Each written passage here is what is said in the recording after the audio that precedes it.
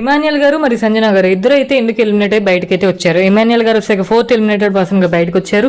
సంజన గారు 5th eliminated person గా బయటకు వచ్చారు. ఇంకా హౌస్ లో ముగ్గురే ఉన్నారు, కళ్యాణ్, డిమోన్ అండ్ మన తనుజ గారు అనమాట.